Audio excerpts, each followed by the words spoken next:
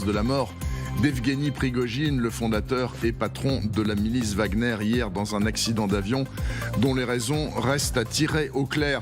Je vous propose, avant que nos invités parlent, d'écouter cette très brève réaction d'un milicien de Wagner quand on lui a dit que son patron était mort. Écoutez.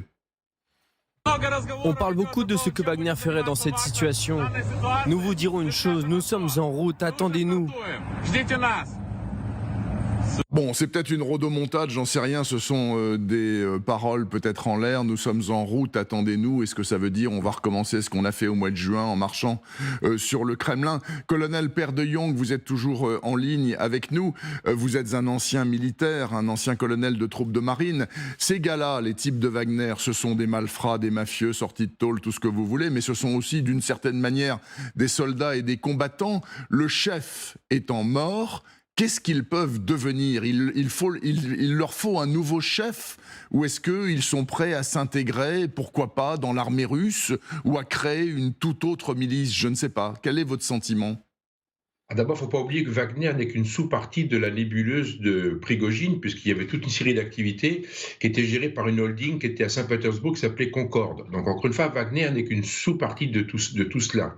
Le deuxième point, c'est que Wagner, l'utilité initiale, parce que Wagner a été créé en 2013, la structure était destinée à mener des opérations périphériques, des opérations préliminaires, et en général, conjointement avec les forces, avec le FSB ou avec le GRU, donc avec les services de renseignement ou les forces spéciales.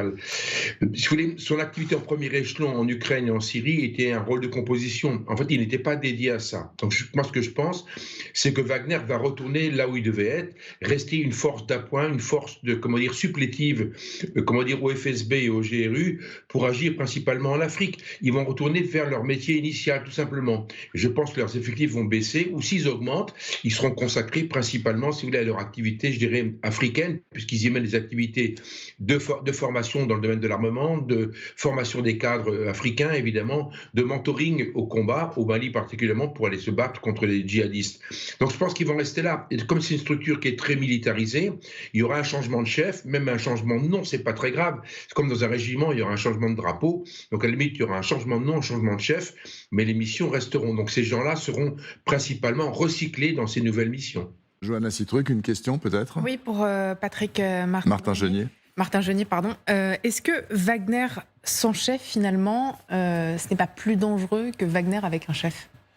Oui, c'est vrai. Je pense qu'on n'a pas encore fini de calculer les conséquences de la mort de Prigojine et de son adjoint, parce que c'est quelqu'un, il commandait bien cette milice, il était à sa tête, c'était un chef qui était incontesté, et aujourd'hui on a quand même plusieurs dizaines de milliers de personnes comme ça dans la nature, si j'ose dire. Le colonel Père de Jong disait qu'il allait retourner en Afrique, néanmoins ils sont encore présents en Ukraine, ça peut représenter une force encore très importante en Ukraine, dans le Donbass et ailleurs, et donc je pense qu'effectivement il y a des risques pour Vladimir Poutine d'avoir éliminé le chef de Wagner, même si, comme le disait le colonel, ce n'est qu'un des aspects de cette fameuse planète qui est autour de Vladimir Poutine. Néanmoins, on ne calcule pas toujours les conséquences. Et on a besoin de Wagner, le Kremlin a besoin de Wagner en Afrique, 50 000 personnes effectives qui sont là-bas. Et lorsqu'on regarde les événements qui se sont déroulés en Niger, que j'ai bien suivi, eh bien, on a vu par exemple des drapeaux russes dans les rues de Niamey cet été.